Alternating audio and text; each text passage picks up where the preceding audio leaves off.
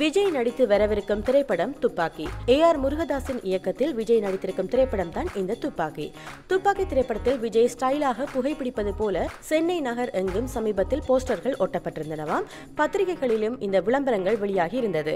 இதற்கு பாமக மற்றும் பசுமை தாயகம் அமைப்புகள் எதிர்ப்பை வெளியிட்டிருக்கின்றன.